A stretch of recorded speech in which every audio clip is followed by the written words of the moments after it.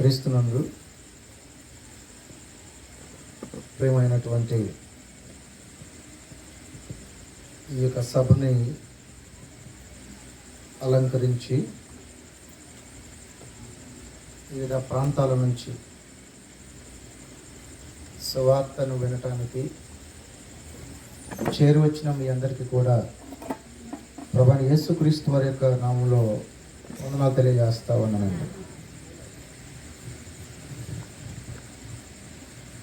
మీ మధ్యలోనికి దేవుని యొక్క సందేశమును అందించటానికి ఈ ప్రాంతానికి నన్ను ఆహ్వానించినటువంటి ప్రియ మిత్రులు, సహోదరులు పిలుపు గారికి, వారి యొక్క కుమారులు దావీదు గారికి ప్రత్యేకమైనటువంటి వందనాలు తెలియజేస్తా ఉన్నాను. అదేవిధంగా తోటి సేవకులకు కూడా నా ప్రత్యేకమైనటువంటి వందనాలు తెలియజేస్తా ఉన్నాను. సమయం 10 గంటలైంది. కొద్ది నిమిషాలు మాత్రమే మనము దేవుని యొక్క వాక్యాన్ని క్లుప్తంగా మీ ముందుంచడానికి నేను ప్రయత్నం చేస్తాను. దేవుని యొక్క వాక్యం కొరకు చిన్న మాట ప్రార్థన చేసుకొని తదుపరి దేవుని యొక్క వాక్య ధ్యానాంశానికి మనం వెళ్దాం. ప్రేమగల తండ్రి, ప్రభువైన యేసుక్రీస్తు వారి విలువైనటువంటి నామమును బట్టి మీకు కృతజ్ఞతాస్తుతులు తెలియజేస్తూ ఉన్నాను. ఈ ప్రశస్తమైనటువంటి సమయంలో ఈ చక్కటి సందేశాన్ని మీ బిడ్డలకు విషదపరచడానికి గొప్ప జ్ఞానమును మాకు ఇవ్వమని, నీ బిడ్డలు అర్థవంతంగా మీ మాటలను స్వీకరించడానికి మీరు సహాయం అనుగ్రహించమని కోరుకుంటూ, మీ లేఖనముల పట్ల, మీ వాక్యము పట్ల నీ బిడ్డలో ఆలోచనాత్మకమైనటువంటి మనసు కలిగి మీ వాక్యమును ఉన్నది ఉన్నట్టుగా స్వీకరించడానికి మీరు సహాయం చేయమని కోరుకుంటూ, ప్రభు రక్షకుడైన యేసుక్రీస్తు వారి విలువైనటువంటి నామములో ఈ మనవులు మీకు సమర్పిస్తూ ఉన్నాను మా తండ్రి. ఆమేన్. ఈ సమయంలో మనం దేవుని యొక్క వాక్యాన్ని కొద్ది నిమిషాలు ధ్యానం చేద్దాం. అందరు హుషారుగా ఉన్నారా? ఒకసారి అందరు చేతులు అతను హుషారుగా ఉన్నారు. Right, very good. కొద్ది నిమిషాలు మనం దేవుని యొక్క వాక్యాన్ని చాలా క్షుణ్ణంగా ఆలోచన చేసే ప్రయత్నం చేద్దామండి. చదివే వాళ్ళు చాలా స్పష్టంగా చదవటానికి ప్రయత్నించండి. దేవుని యొక్క వాక్యంలో దేవుడు మానవుల పట్ల ఒక ప్రత్యేకమైన ఉద్దేశాన్ని కలిగి ఉన్నాడు. ఏం కలిగి ఉన్నాడు? ఒక ప్రత్యేకమైన ఉద్దేశాన్ని కలిగి ఉన్నాడు. ఈ విషయాన్ని మానవుడు మొదటగా గ్రహించాలి.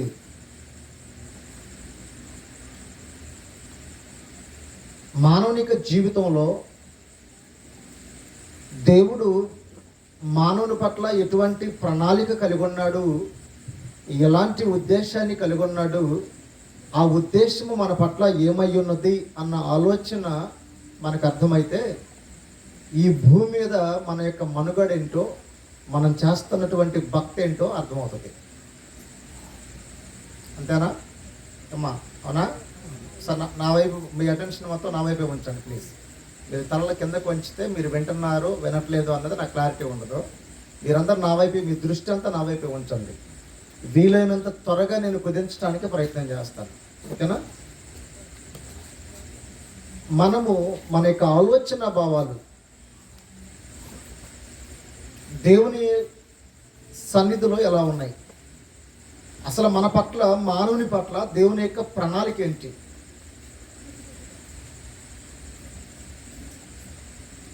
దేవుడు ప్రణాళికను మనం ఆలోచన చేస్తే దేవుడు యొక్క ఉన్నతమైనటువంటి విలువలు చాలా గొప్పవి. ఎంత గొప్పగా ఆలోచన చేస్తాడు అని అంటే, మానవుడి పట్ల దేవుడు మానవ నిర్మాణాకారము కాకమునిపే దేవుని యొక్క మనసులో నుంచి, దేవుని యొక్క ఆలోచనలో నుంచి ఒక అద్భుతమైనటువంటి మాట పుట్టుకొచ్చింది. మానవులకి దేవుడు తన పోలికనివ్వాలి అని. ఆదికాండం 1:26 ప్రకారం దేవుడు నరులను తన స్వరూపంలోనే చేసుకున్నాడు. ఇది బీజం వేశాడు.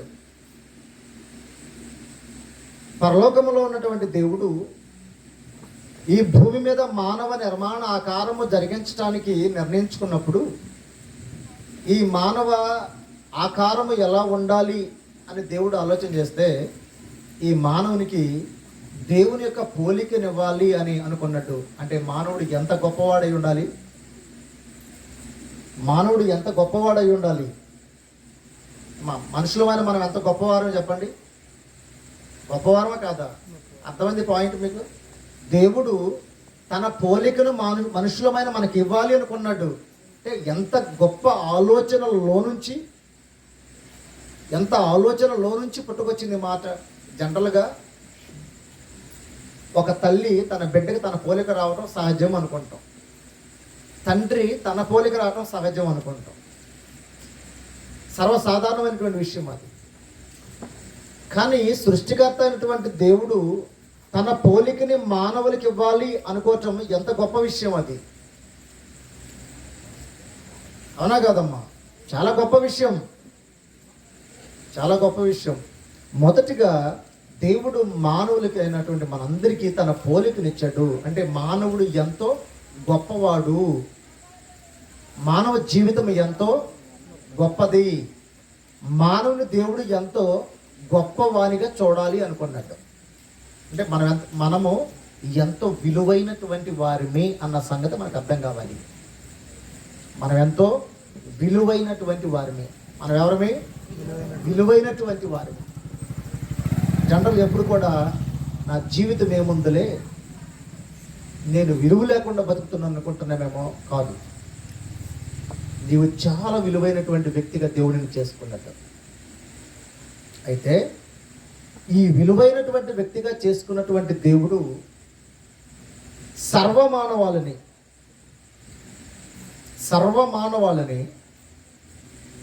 జాతి భేదము, మత భేదము, విపక్ష భేదము లేకుండా సర్వమానవాలను ఏమి పొందాలని కోరుకున్నాడు అని అంటే దేవుని యొక్క ఆలోచనలో నుంచి మరొక మాట వస్తుంది. తన పోలికని మానవునికి ఇచ్చినటువంటి దేవుడు మరొక మాట తెలియజేస్తా ఉన్నాడు. దేవుని యొక్క ఆలోచనను తెలియజేస్తా ఉన్నాడు. ఏమనే చూద్దాం. తిమోతికి రాసినటువంటి మొదటి పత్రిక 2వ అధ్యాయము 4వ వచనం దగ్గర రెండోసారి. వెనక బైబిల్లో ఉన్న వారు కూడా చూడండి, లేని వారు నా వైపు చూడండి. అంటే చదవలేని వారు నా వైపు చూడండి, చదవలేని వారు బైబిల్ వైపు చూడండి. రైట్? తిమోతికి రాసినటువంటి మొదటి పత్రిక 2వ అధ్యాయం 4వ వచనంలో ఆయన మనుషులందరూ ఇక్కడ ఒక నిమిషం మీరు చిన్నగా వెళ్ళండి, ఓకేనా? ఎందుకంటే మనం అది విడదీయాలి, ఆ పదాన్ని విడదీయాలి. మనుషులందరూ. ఇప్పుడు మనుషులు అంటే ఎవరు? భూమి మీద ఎవరైతే సర్వ శరీరులు ఉన్నారో వారెవరు? అవునా కదా? మీకు అర్థమవుతుందా? నాకు భాష ద్వారా అర్థమవుతుందా? మనం భూమి మీద ఉన్నటువంటి వారందరం ఎవరమే? మనుషులు. అంటే ఇప్పుడు దేవుడు ఈ మనుషులకు తన పోలికనిచ్చాడు. రైట్, అంతవరకు బాగుంది. ఇప్పుడు దేవుని ఉద్దేశం ఏంటి? మానవుని పట్ల దేవుని యొక్క ఉద్దేశం ఏంటి? మన పట్ల దేవుని యొక్క ప్రణాళిక కానీ దేవుని యొక్క ఉద్దేశం కానీ ఏమై ఉందని చెప్తున్నాడు అని అంటే మనుషులందరూ అని అన్నట్టు. అందరూ ఈ భూమి మీద ఉన్నటువంటి సర్వమానవాళ్ళు ఎవరండి? ఈ భూమి మీద ఉన్న సర్వమానవాళ్ళు. ఇక్కడ మనం గమనించవలసింది విపక్షత భేదము లేదు, జాతి భేదము లేదు, వర్గ భేదము లేదు. సర్వమానవాళ్ళు.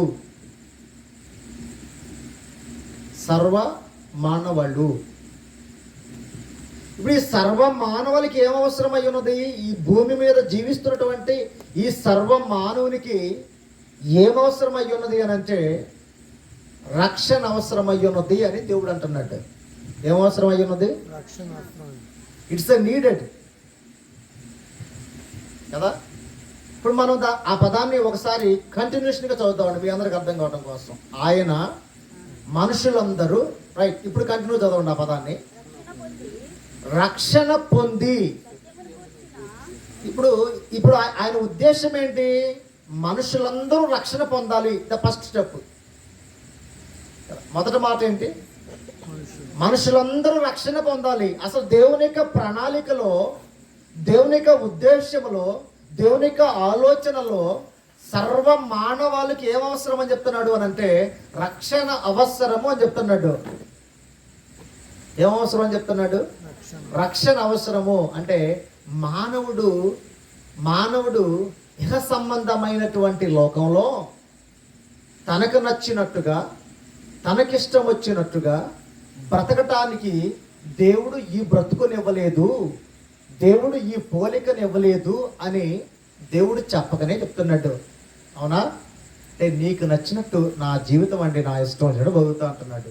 ఎవరు చెప్పారు నీ జీవితం అని? దేవుడు తన యొక్క చిత్త ప్రకారము తన పోలికను నీకు ఇచ్చి ఈ భూమి మీదకి పంపించాడు. ఓకే, అలా దేవుని ఉద్దేశం ప్రకారం పంపించినటువంటి మానవుడు ఏమైపోయాడు? దేవుని ఆలోచనలలో నుంచి, దేవుని యొక్క ఉద్దేశంలో నుంచి తన పోలికనిచ్చి పంపినటువంటి మానవుడు ఏమైపోయాడు అని అంటే పతనం అయిపోయాడండి. ఏమైపోయాడు? పతనం అయిపోయాడు. పాపం అనేటువంటి భూమిలో పతనం అయిపోయాడు. ఆదికాండం 6వ అధ్యాయంలో 5వ వచనంలో నరులు చెడుతనము ఎక్కువైపోయింది అని అన్నట్టు, విస్తరించిపోయింది భూమి మీద. పోయిందా? ఆదికాండం 6వ అధ్యాయం 5వ వచనంలో నరులు చెడుతనము భూమి మీద విస్తరించిపోయింది అని అంటున్నాడు. దేవుడు ఎంతో బాధపడ్డాడు, ఎందుకు నేను నరులు చేయాల్సి వచ్చిందా అని. దానికి ప్రత్యామ్నాయముగా దేవుడు అంటున్నాడు, ఈ చెడిపోయినటువంటి మానవ వ్యవస్థ, ఈ చెడిపోయినటువంటి మానవ వ్యవస్థ ఏదైతే ఉందో, ఈ చెడిపోయినటువంటి మానవ వ్యవస్థ ఇప్పుడు ఏమి పొందాలి అని అంటే రక్షణ పొందాలి. ఈ చెడిపోయినటువంటి మానవ వ్యవస్థ ఏదైతే ఈ భూమి మీద ఉందో, ఈ మనుషులు ఉన్నారో, ఈ మనుషులకు ఏం అవసరమై ఉన్నది అని అంటే రక్షణ అవసరమై ఉన్నది.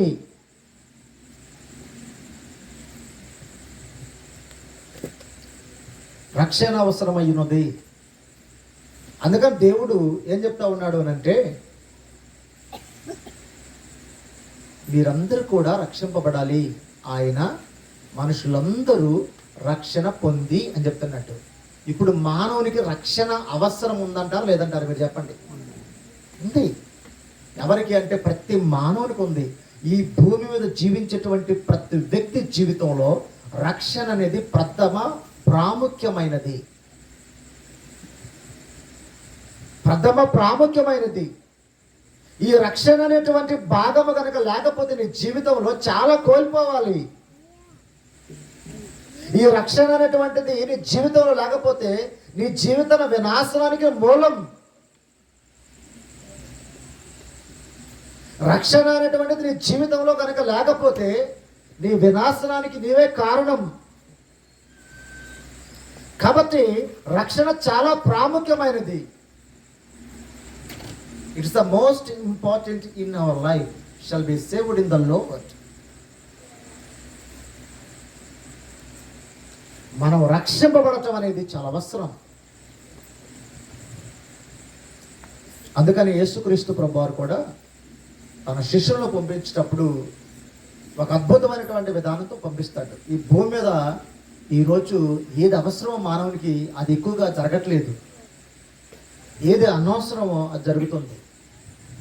యేసుక్రీస్తు ప్రభువారు తన శిష్యులను పంపించేటప్పుడు ఒక ఆజ్ఞించి పంపిస్తాడు. ఏమని ఆజ్ఞించి పంపిస్తాడు అని అంటే ఒక మనిషి రక్షణ వైపు నడిపించబడటానికి అవసరమైన దాన్ని మీరు చెప్పాలి అని. మార్కు సువార్త 16వ అధ్యాయము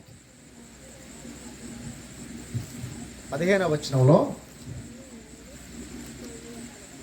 మార్కు సువార్త 16వ అధ్యాయము, మార్కు సువార్త 16వ అధ్యాయం 15వ వచనం. మరియు మీరు సర్వలోకానికి వెళ్ళాలి. ఇప్పుడు ఎక్కడికి వెళ్ళాలి? ఇందాక మనం బేస్ పాయింట్లో మనుషులందరూ అనే కాడ మనం అండర్లైన్ చేసుకుంటున్నాం.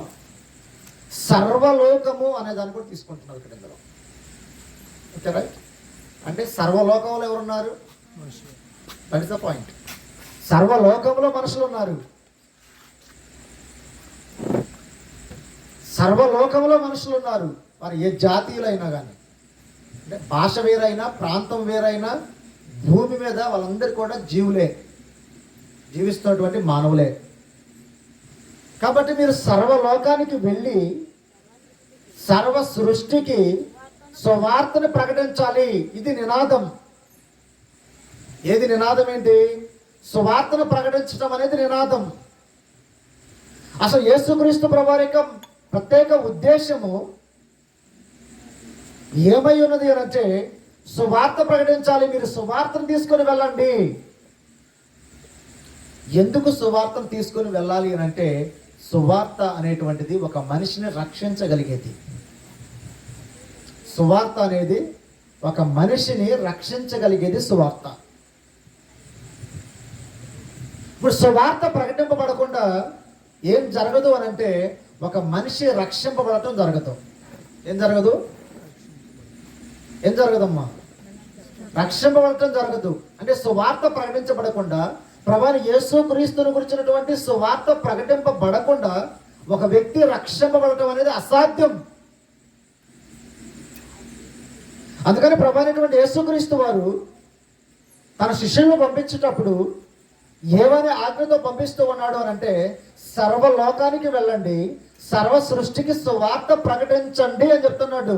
ఈరోజు సువార్త ప్రకటింపబడుతుందా అంటే నాకు తెలిసి ప్రకటింపబడటం తక్కువే అని నేను అనుకుంటున్నాను. నేనైతే ఈ భౌతిక సంబంధమైనటువంటి దేహానికి సంబంధించిన విషయాలే ఈరోజు అనేక మంది బోధకులు ప్రకటిస్తున్నారు తప్ప ఏం ప్రకటించట్లేదు అని అంటే, ఒక వ్యక్తి తన యొక్క రక్షణకు సంబంధించినటువంటి రక్షణ సువార్తని ప్రకటించట్లేదు. మనిషికి రక్షణ సువార్త అవసరం, రక్షింపబడటం అవసరం. రక్షింపబడటం అవసరం. దేవుని ఉద్దేశంలో ఏమని చెప్తున్నాడు అని అంటే, ఒక మనిషికి రక్షణ అవసరం అని చెప్తున్నాడు. రక్షించేవాడెవరు? దేవుడు. రక్షణ పొందాలి అనుకోవాల్సింది మానవుడు. రక్షించేవారు దేవుడు, రక్షణ పొందాల్సింది మానవుడు. రైట్. ఇప్పుడు మానవునికి ఏం అవసరం అంటే రక్షణ అవసరం. రక్షించేది దేవుడు, రక్షణ పొందవలసింది మానవుడు. ఇప్పుడు ఈ మానవునికి ఏం అవసరం అంటే రక్షణ అవసరం. ఒక ఆయన దగ్గరకు వద్దామండి. అపోస్తుల కార్యంలో 16వ అధ్యాయము 30వ వచనం. వెనకున్న వాళ్ళు కూడా నాకే చూడ అందరూ ఒకసారి. రైట్. అపోస్తుల కార్యం 16వ అధ్యాయం 30వ వచనం. వారిని వెలుపలకు తీసుకొని వచ్చి, అయ్యలారా అయ్యలారా అయ్యలారా, రక్షణ పొందటానికి నేనేమి చెయ్యాలి? ఒక్కసారి ఆ ప్రశ్న కాడ అప్లైబుల్ చేసుకొని మనం ఆలోచన చేద్దామండి. మనం ఎంతసేపు ఉన్నా కానీ మన బాధలు జీవితం ఎంతసేపు ఉన్నాయి గారు, కొంచెం ప్రార్థన చేయండి, బాధల్లో ఉన్నాము, కష్టంలో ఉన్నాము, ఇబ్బందుల్లో ఉన్నాము. నీ యొక్క అఫిడవిట్ అంతా కూడా ఏముంటుంది అని అంటే, నీ లిస్ట్ అంతా కూడా నీ దేహానికి సంబంధించినటువంటి యొక్క బలహీనత లిస్టే ఉంటుంది తప్ప, ఒక వ్యక్తి అయ్యగారు నేను రక్షింపబడాలనుకుంటున్నా, నా కోసం ప్రార్థన చేయండి అని అడిగేటువంటి సందర్భాలు ఏమైనా ఉన్నాయా అంటే తక్కువే కాదండి. జనరల్గా మన దగ్గరకు వచ్చే లిస్ట్ అంతా ఏంటి? ప్రార్థన చేయమని లిస్ట్ అంతా ఏంటి? జనరల్గా ప్రార్థన చేయమని లిస్ట్ ఎవరైనా సరే ఏ ఊరైనా సరే మనకిచ్చే లిస్ట్ అంతా కూడా అయ్యగారు ఇబ్బందుల్లో ఉన్నాం, ఆర్థిక ఇబ్బందుల్లో ఉన్నాం, కష్టంలో ఉన్నాము, బాధల్లో ఉన్నాము, కుటుంబ సమస్యల్లో ఉన్నాము, ఇలాంటి విషయాల నింపే ప్రార్థన చేయమని కోరుతున్నారు. కానీ నా జీవితాన్ని మార్చుకోవాలనుకుంటున్నాను, నేను రక్షింపబడాలనుకుంటున్నాను, నేను పాతాళం తప్పించుకోవాలనుకుంటున్నాను, కాబట్టి నా కోసం ప్రార్థన చేయండి అయ్యగారు అని అడిగే విశ్వాసం ఉందా? అడిగే వ్యక్తి ఉన్నారా? నా యొక్క సేవా జీవితంలో అయితే నేను చూడలేదండి. ఇప్పుడు వరకు అలాంటి ప్రార్థన రిక్వెస్టే చూడలేదు. ఎందుకంటే నేను యాజ్ ఎ కాలేజీ ప్రొఫెసర్గా నేనైతే అసలు ఇలాంటి రిక్వెస్ట్ చూడలేదు. నేను నా ఎందుకు ఈ విషయం చెప్తున్నాను అంటే, ఇప్పుడు మనం చదువుకున్నటువంటి వ్యక్తి ఒక జైలర్ అండి, ఒక జైలరు, ఒక నాయకుడు, ఒక సుప్రీమైనటువంటి వ్యక్తి ఏమడుగుతా ఉన్నాడు అని అంటే, ఒక సుప్రీమైనటువంటి వ్యక్తి ఏమడుగుతా ఉన్నాడంటే, అయ్యలారా రక్షణ పొందటానికి నేనేం చేయాలి? ఏమండి, అయ్యలారా రక్షణ పొందటానికి నేను ఏమి చేయాలి? What I can do shall be saved in the lord. నేనేం చేయాలి చెప్పండి? ఎంత ధైర్యం ఉండాలి నా మాట్లాడటానికి కదా? ధైర్యం ఉండద్దా లేదా? ధైర్యం ఉండాలి రక్షణ పొందటానికి. ఎంత గొప్ప మాట అండి అసలు ఆ విషయం. మానవుడు ఈరోజు అడగాల్సింది అడగట్లేదండి. మానవుడు అడగాల్సింది అడగట్లేదండి. మిమ్మల్ని అడిగారండి బోధకులు? నన్ను అయితే అడగలేదండి. మిమ్మల్ని అడిగారో నాకు తెలియదు. మరి పిలుపు గారు ఏమైనా అడిగారు మిమ్మల్ని? నాకైతే తెలియదు. నన్నైతే ఎవరు అడగలేదు. రక్షణ పొందడానికి నేనేం చేయాలని ఒకే ఒక ఆయన అడుగుతున్నాడండి ఇక్కడ. అయ్యలారా చాలా గౌరవప్రదంగా వినయంతో, ఏది ఒక అధికారి వినయంతో అడుగుతాడా? అసలు జనరల్గా ఏముండదు. అసలు ముందు అధికారు వచ్చే, ఎవరైనా అధికారు వస్తే ముందు మన స్థాయిని తగ్గించుకొని మనమే ముందు గడగలడతాం, భయపడతాం. అయ్యో పాపం అయ్యగారు, ఒక ఆఫీసర్ గారు వచ్చారని.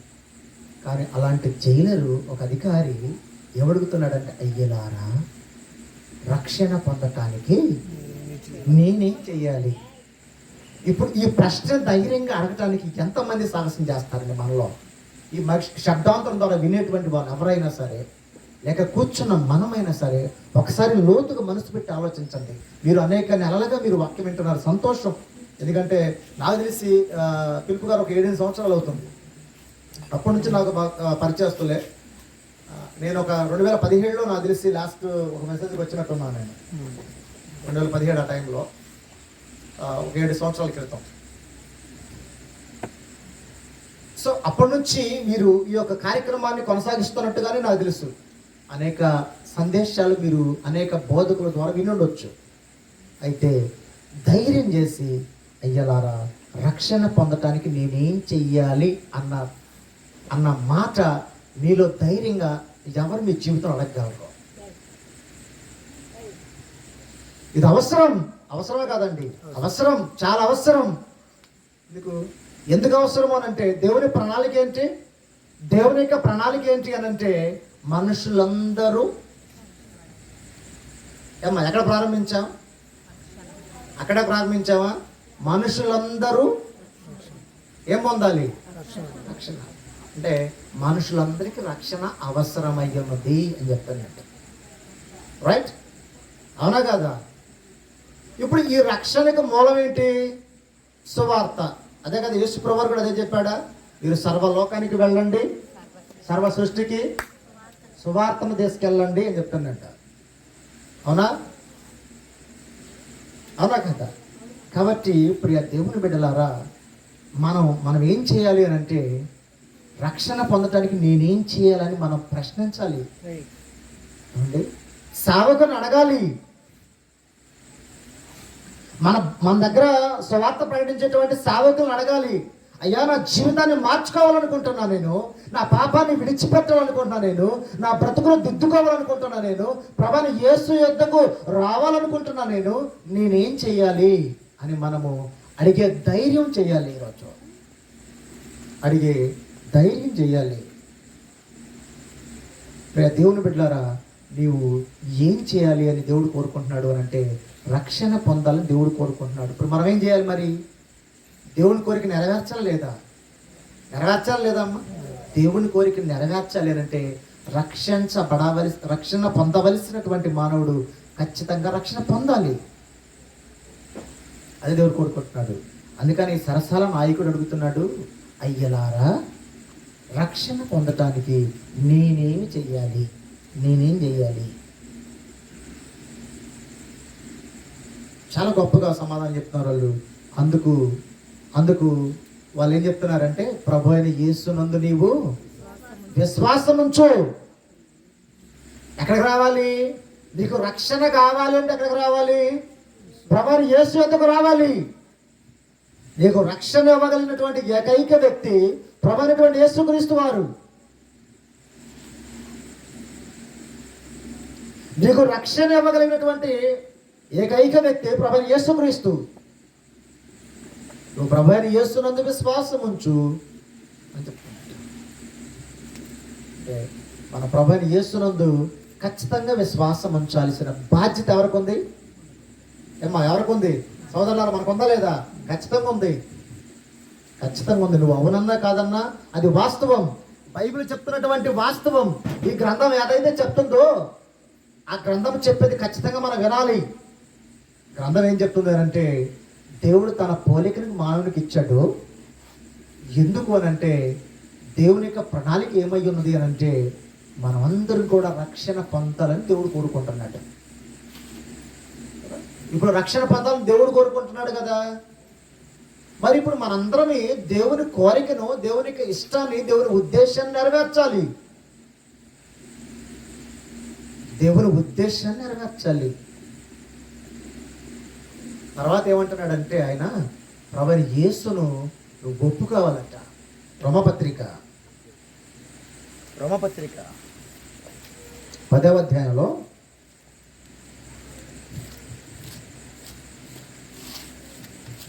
9వ వచనంలో అదేమనగా యేసు ప్రభువాని నీ నోటితో ఒప్పుకొని దేవుడు మృతులలో నుండి ఆయనను లేపెనని నీ హృదయమందు ఏం చేయాలంట? విశ్వసించిన ఎడల నువ్వు రక్షింపబడుతువు. ఏ ఒప్పుకోవాలి ఇప్పుడు? ప్రభువైన యేసుని దేవుడు మృతులలో నుండి లేపని ఒప్పుకోవాలి.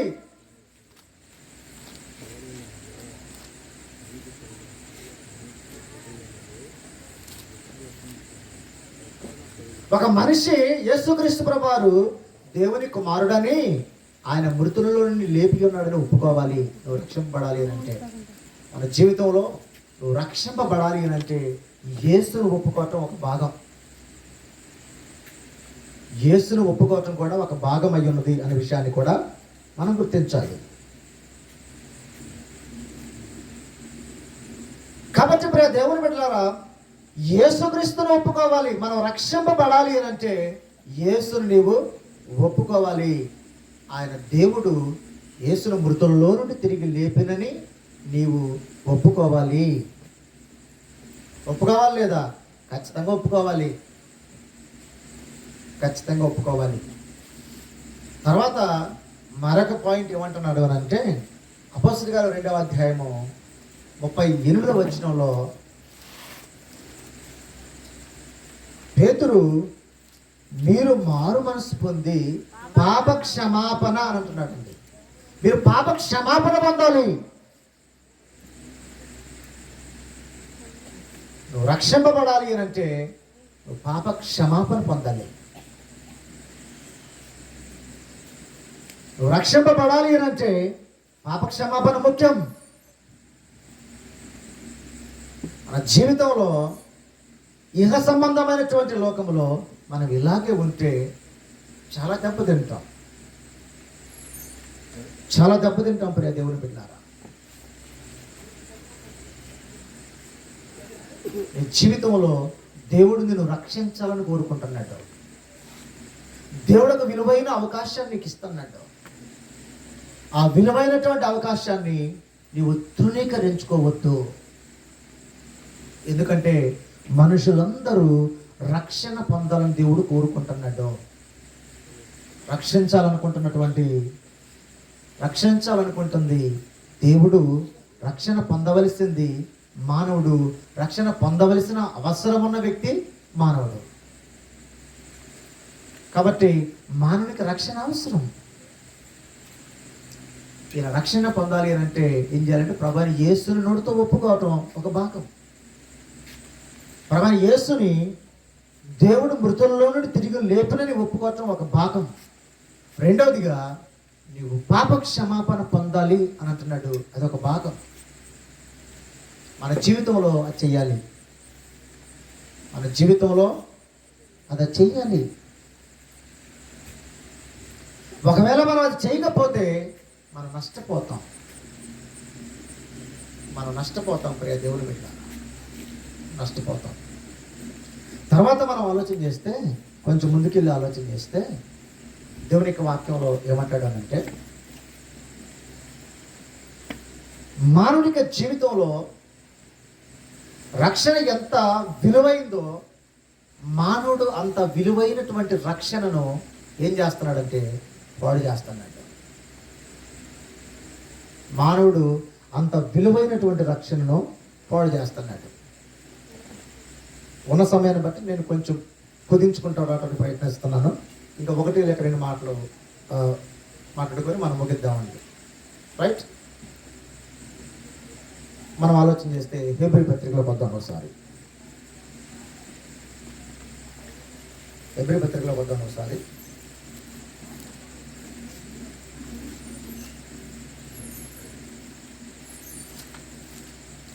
హెబ్రీ పత్రికలో వద్దాం ఒకసారి.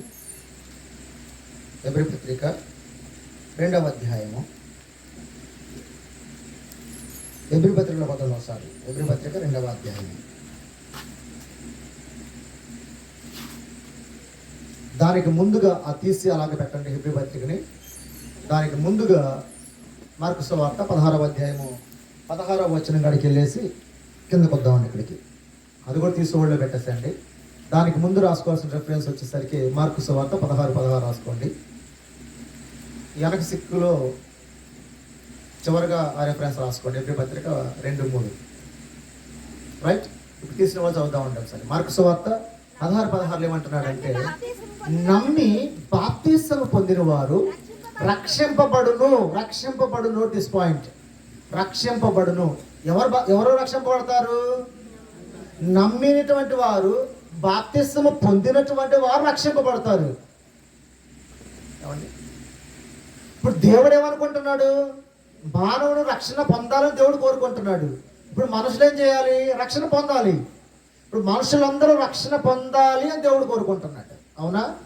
ఇక్కడ భేదాభిప్రాయాలు ఏమీ లేవు. ప్రతి మానవుడు రక్షణ పొందాలి.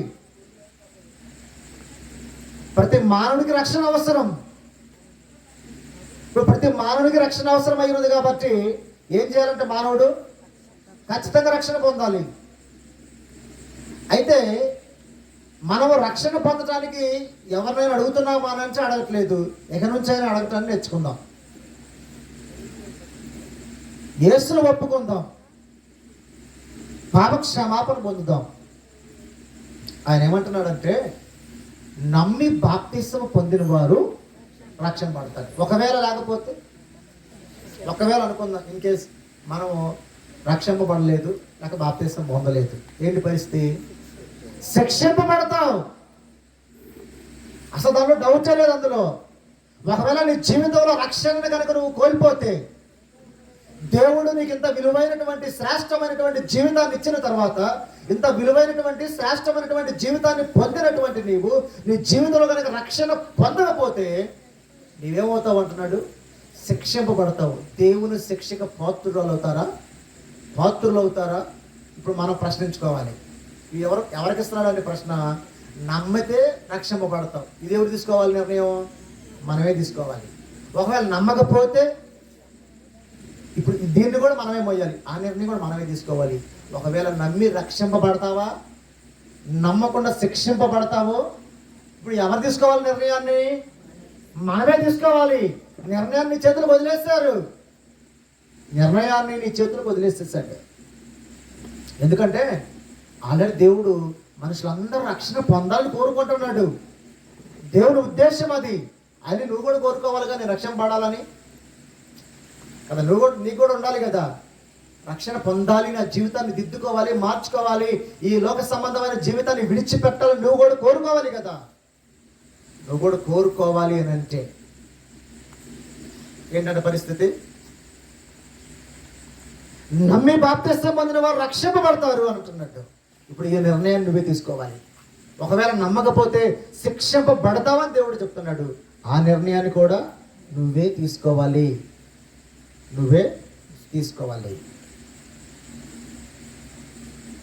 ఎంత దేవుని యొక్క కోపం ఎంత భయంకరంగా ఉంటుందో తెలుసా? ఇప్పుడు రండి బీపత్రికాడికి, 2:3 కాడికి. ఎంత గొప్ప రక్షణను, ఎంత గొప్పదండి రక్షణ, ఎంత గొప్పది, ఎంత గొప్ప రక్షణ అంటే రక్షణ ఎంతో గొప్పదండి. అంటే ఎందుకు గొప్పదంటే రక్షణ ఎందుకు గొప్పదంటే నిన్ను పాతాళము వశము కాకుండా తప్పించగలిగేది రక్షణ. నువ్వు నరకంలో పడకుండా కాపాడగలిగేది రక్షణ. మరి గొప్పది కాదా అండి? నా జీవితంలో ఎంతో గొప్ప మేలు చేసావయ్యా అని మనం ఏదైనా చిన్న సహాయం చేస్తే అని చెప్పుకుంటాం కదా, చాలా గొప్పగా చెప్పుకోవా, అయ్యా నా జీవితంలో ఎంతో గొప్ప మేలు చేసావయ్యా, ఎంతో గొప్ప మేలు చేసావయ్యా. మరి అంత గొప్ప మేలు చేసావని నువ్వు ఒక మనిషికి కృతజ్ఞత కలిగి ఉన్నప్పుడు దేవుడు నీకు గొప్ప రక్షణ ఇస్తున్నట్టండి, గొప్ప రక్షణ ఇస్తున్నట్టు. ఇంత గొప్ప రక్షణ దేవుడు నీకు ఇస్తే, దేవుడు రక్షణ పొందమని చెప్తుంటే మనం ఏం చేస్తాం చెప్పండి? ఇప్పుడు ఎంత దౌర్భాగ్యకరమైన ఆలోచన మనం చేస్తున్నాం మానవులుగా మన ఆలోచన చూడండి ఎంత దారుణంగా ఉందో. మానవునిగా మన ఆలోచన ఎంత దారుణంగా ఉందంటే, దేవుడు తన పోలికనిచ్చి తన స్వరూపమునిచ్చి భూమి మీదకి పంపించి నీవు రక్షింపబడాలి అని దేవుడు కోరుకుంటే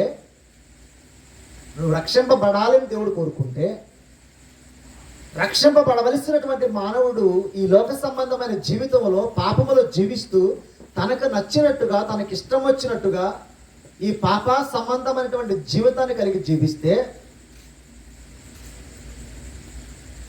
ఎంత దారుణంగా ఉంటుందండి అది. దేవుడు ఎంత బాధపడతాడండి. ఒకసారి మనం ఆలోచన చేద్దాం. ఒక సరసాల నాయకుడు అడుగుతున్నాడండి, అయ్యలారా రక్షణ పొందడానికి నేనేం చెయ్యాలి? మరి మన మందికి అడగలేకపోతున్నాం. అంటే దేవుని వాక్యము నీకు అర్థమైతే, దేవుని యొక్క గ్రంథం నీకు అర్థమైతే మన జీవితంలో మార్పు చెందాలి అన్న ఆలోచన మనకు రావాలి. యేసుక్రీస్తు ప్రభువారి ఉద్దేశం అదే. నువ్వు సర్వలోకానికి వెళ్ళి సర్వ సృష్టికి సువార్త ఎందుకు ప్రకటించాలంటే ఒక వ్యక్తి అయినా ఒక వ్యక్తి రక్షింపబడాలని, తన జీవితాన్ని మార్చుకోవాలని, తన జీవితాన్ని దిద్దుకోవాలని, ప్రభువైన యేసుక్రీస్తునందు నమ్మి బాప్తిస్మం పొందాలని, రక్షింపబడాలి అని దేవుడు కోరుకుంటున్నట్టు. మరి మనం ఏం చేస్తున్నాం చెప్పండి? మీరందరూ చెప్పండి, ఇప్పుడు మీ నోటితో చెప్పండి. ఇంత గొప్ప రక్షణను ఏం చేస్తున్నారంటే మనం నిర్లక్ష్యం చేస్తున్నాం. మరి ఎంత గొప్ప వాళ్ళు. ఇప్పుడు దేవుడు మన పట్ల పెట్టుకున్న ఆశను మనం నెరవేరుస్తున్నాం అంటారా? దేవుని యొక్క ప్రణాళిక మన ద్వారా నెరవేరుతుందని అంటారా?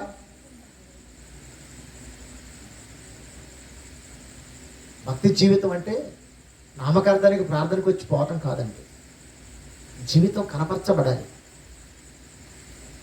కనపరచబడాలి జీవితంలో. కాబట్టి ప్రియ దేవుని బిడ్డలారా, మనకి ఎక్కువ టైము లేదు కాబట్టి నేను చాలా ముగించుకుంటూ వచ్చే ప్రయత్నం చేస్తున్నాను. ఇంత గొప్ప రక్షణను మనము నిర్లక్ష్యం చేయకూడదు. ఒకవేళ చేస్తే ఆడేమంటున్నాడు, అసలు గ్రంథంలో చెప్తున్నాడు ఏమని చేస్తే చదవండి ఒకసారి. ఎందుకు అప్పుడే మూసేస్తున్నారు బైబిల్ అంటే నేను చెప్తున్నాను ఆల్రెడీ ఏమండి ముగిస్తున్నానండి. అందుకని నేను బైబిల్ కూడా చదవలేదండి, అది ఆడబెట్టేసుకున్నానండి. నేను బైబిల్ కూడా తెరిస్తే పొడిగైపోద్ది నేను ఆడబెట్టేసుకున్నాను. ఒక రైట్. ఇంత గొప్ప రక్షణను నీవు నిర్లక్ష్యం చేస్తే ఎలాగూ అంటే ఇప్పుడు మనం తప్పించుకోవడానికి ఛాన్సు లేదు. మన మనుషులకైతే, మన పిలుపు గారికి అయితే బొచ్చడి సాకులు చెప్పొచ్చు, బోల్డ్ సాకులు చెప్పొచ్చు, దావీదు గారికి బోల్డ్ సాకులు చెప్పొచ్చు. కానీ దేవునికి నీ సాకులు పనికిరావు. నువ్వు చెప్పే సాకులు దేవునికి పనికిరావు. నువ్వు చెప్పే సాకులు వినటానికి దేవుడు సిద్ధంగా లేడండి. నీ జీవితాన్ని మార్చుకుంటే దేవుడు సిద్ధంగా ఉన్నాడేమో, కానీ నువ్వు చెప్పే సాకులు వినటానికి ఆయన సిద్ధంగా ఏం లేడండి. దేవుని దృష్టిలో నువ్వు సాకులు చెప్పడానికి ప్రయత్నించకూడదు. రక్షణను నీవు నిర్లక్ష్యమో చేయకూడదు. ఒకవేళ నువ్వు రక్షణ కనుక నిర్లక్ష్యం చేస్తే నువ్వు తప్పించుకోలేవు. ఆ విషయం నీకు అర్థం కావాలి. కాబట్టి ప్రియ దేవుని బిడ్డలారా, నేను చెప్పాలనుకుంటున్నది ఏంటంటే, దేవుడు మన పట్ల ఒక అద్భుతమైన ప్రణాళిక కలిగి ఉన్నాడు. అందులో ఒక భాగం దేవుడు తన పోలికను మానవునికి ఇచ్చాడు. Point number 1. పాయింట్ నెంబర్ 2, దేవుడు మానవులని రక్షించాలి అనుకున్నాడు. పాయింట్ నెంబర్ 3, రక్షింపబడాల్సినటువంటి వ్యక్తి మానవుడు. పాయింట్ నెంబర్ 4, ప్రభువైన యేసును మనము విశ్వసించాలి. రక్షణ పొందడానికి నేను ఏమి చేయాలని మనము ప్రశ్నించాలి. నీవు పాప క్షమాపణ పొందాలి. రైట్? నమ్మి బాప్తిసం పొందిన వారు మాత్రమే రక్షింపబడతారు అని గ్రంథం చెప్తుంది. అగ్రియా? ఏమ్మా, అర్థమవుతుందా? ఏమర్థమైంది? ఏం చెప్పాను చెప్పండి ఒకసారి. వెనకోలో ఒకసారి చెప్పండి. అవసరమా? సువార్త అవసరమేనా? ఖచ్చితంగా అవసరం. ఒకవేళ మేము నిజంగా రక్షణ పొందాము అని అంటే ఎలా ఉండాలి సార్? మరణం వరకు నమ్మకంగా ఉండాలంట. ప్రకటన 2:10 నిజంగా నీవు అది కూడా నువ్వు నిజమైన రక్షణ పొందండి, తాత్కాలికమైనది కాదు. ఏదో నామకార్థానికి పొందిన రక్షణ కాదు. నామకార్థానికి పొందిన రక్షణ కాదు. నువ్వు నిజమైనటువంటి రక్షణ కనుక పొంది ఉంటాయి ఏం చేయాలంట? ప్రకటన 2:10 మీరు మరణము వరకు నమ్మకంగా ఉండాలంట. మరణము వరకు నమ్మకంగా ఉండడానికి నువ్వు సిద్ధపడతావా? రైట్, జాగ్రత్త. ఒకవేళ నువ్వు రక్షింపబడకపోతే ఇదే ఇప్పుడే మిక్కిలి అనుకూలమైన సమయం, నేడే రక్షణ దినం. ఒకవేళ నేను సంపూర్ణ రక్షణ కలిగి ఉన్నానని నీవు అనుకుంటే, అది దేవునికి చిత్తానుసారం అయితే మరణం వరకు నమ్మకముగా ఉండటానికి ప్రయత్నించాలి. అర్థమవుతుందా? కాబట్టి ప్రియ దేవుని బిడ్డలారా, మన జీవితంలో ఎంత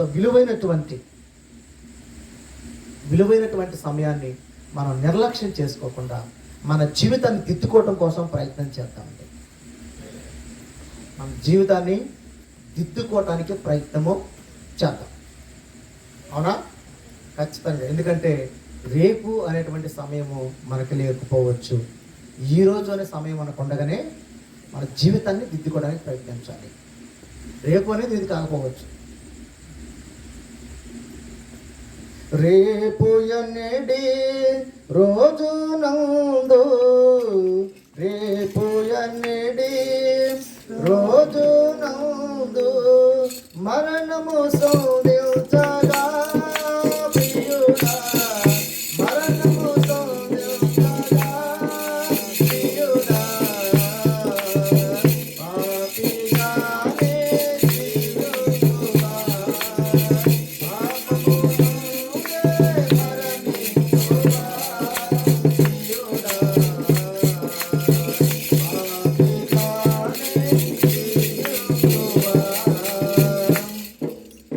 జీవితాన్ని రేపు అని వాయిదా వేస్తే మన జీవితం ముగిసిపోదు. కాబట్టి ప్రియ దేవుని బిడ్డలారా, మన జీవితాన్ని దిద్దుకోవటానికి, మార్చుకోవటానికి, మనం రక్షింపబడటానికి ప్రయత్నము చేయాలి. ప్రాణం ఉండగానే ప్రభుని నమ్మాలి, దీపం ఉండగానే ఇల్లు చక్క పెట్టుకోవాలి అన్నట్టుగా, నువ్వు దీపం ఉండగానే ఇల్లును కుదుర్చుకోవడానికి ఎంత ప్రయత్నం చేస్తావో, నీకు ఆయుష్ ఉండగానే, నీకు ఆరోగ్యం ఉండగానే, నీకు ప్రాణం ఉండగానే, నేడు అనే సమయం ఉండగానే ఈ జీవితాన్ని చక్కబెట్టుకో, రక్షించుకో. చక్కబెట్టుకోవడం అంటే రక్షించుకోవటం. భౌతిక సంబంధమైన దేహాన్ని విడిచిపెట్టే నాటికి నీ జీవితంలో కనుక నువ్వు రక్షింపబడకపోతే ఏమవుతుంది? ఆ సంగతి నీకు అర్థం కావాలి. ఆ 2 పాయింట్లు నీకు అర్థం కావాలి. నమ్మి బాప్తిసం పొందిన వారు రక్షింపబడును, నమ్మని వారికి శిక్ష విధింపబడును అనేది మీకు అర్థం కావాలి. అది మీకు 2 మాటలాగే కానొస్తున్నాయి, కానీ బైబిల్ మొత్తం అందులో కూర్చొని ఉన్నాయి. కాలేజీలో అయితే మేము ఆ 2 మాటలను బైబిల్ మొత్తం తిరిగేసుకొని వచ్చేవాళ్ళం. ఎందుకంటే ఆ 2 మాటల చుట్టూ చాలా అవసరమైనటువంటి మెట్టు తిరుగుతూ ఉంటుంది అన్నమాట. నమ్మి బాప్తిసం పొందినవాడు రక్షింపబడును అంటే సర్వమానవుడు రక్షణకు దేవుని యొక్క ప్రణాళిక సిద్ధం చేశాడు. ఖచ్చితంగా సర్వమానవాళ్ళు రక్షణ పొందాలి. అవునా? అర్థమైందా? అర్థమైతే వ్యర్థం కాకుండా కాపాడుకోండి. అర్థమైతే వ్యర్థం కాకుండా కాపాడుకోండి. జీవితాన్ని దిద్దుకోవడానికి ప్రయత్నించండి. రక్షింపబడకపోతే రక్షణ పొందటానికి ప్రయత్నించండి. నరకాన్ని నుంచి తప్పించుకోవడానికి ప్రయత్నించాలని నేను ప్రేమతో అర్థిస్తూ ఉన్నాను. ఒకవేళ నీవు నమ్మకంగా ఉండటానికి ప్రయత్నించు. మరణం వరకు నీ జీవితాన్ని నమ్మకంగా ఉంచడానికి ప్రయత్నించాలని నేను మీకు ప్రేమతో తెలియచేస్తూ ఉన్నాను. మీ అందరు కూడా, అందుకని నేను చాలా క్లుప్తంగా సింపుల్గా ఉండటానికి ప్రయత్నం చేశాను. అర్థమయ్యేటువంటి రీతిలో మీకు వివరించడానికి ప్రయత్నించాలని నేను అనుకుంటున్నాను. మరి మీ అందరికి అర్థమైందా ఏమా? అర్థమైన చేతులతో sir, right? Very good. So కాబట్టి ప్రియ దేవుని బిడ్డలారా, మన జీవితంలో మనందరం కూడా దేవుని వాక్యానుసారంగా నడవడం కోసం ప్రయత్నించాలని నేను ప్రేమతో తెలియజేస్తూ, మరి నాకు ఇవ్వబడినటువంటి ఈ సమయ భాగాన్ని నేను ముగిస్తూ ఉన్నాను. ఎంతవరకు శ్రద్ధ భక్తులతో వాక్యం ఉన్నటువంటి మీ అందరికీ కూడా ప్రభువైన యేసుక్రీస్తు వారి యొక్క నామములో మరొకసారి వందనములు తెలియజేస్తూ, ఇట్టి అవకాశమును కలిగించుటకు మరి సహాయం చేసినటువంటి దేవునికి, ప్రేమతో మీ మధ్యకు ఆహ్వానించినటువంటి సోదరులు పిలుపు గారికి, వారి కుమారుడు దావి గారికి ప్రత్యేకమైనటువంటి వందనాలు మరొకసారి తెలియజేస్తూ ఈ యొక్క సమయ భావాన్ని ముగిస్తూ తిరిగి వారికి అప్పగిస్తూ ఉన్నాను. చిన్న ప్రార్థన చేసుకుందాం. ప్రేమగల తండ్రి, ప్రభువైన క్రీస్తు వారిని బట్టి మీకు కృతజ్ఞతలు. ఇంతవరకు చక్కటి సందేశం ద్వారా మీరు నిబిడలమైనటువంటి మాతో మాట్లాడినందుకు సంతోషిస్తూ ఉన్నాం. దేవ, మానవునికి జీవితానికి రక్షణ అవసరమైంది తండ్రి. నీ బిడ్డలు నీ వాక్యమును జ్ఞానంతో అర్థం చేసుకొని రక్షణ పొందటానికి వారి హృదయాలు ప్రేరేపించమని ప్రార్థిస్తూ, ఇక ముందున్న సమయాన్ని మీ చేతులకు అప్పగిస్తూ సవీర్యంగా జరిగించడానికి కృప చూపించమని ప్రభువైన యేసుక్రీస్తు వారి ద్వారా ఈ ప్రార్థనకు వేడుకొనుచున్నాను తండ్రి. ఆమేన్.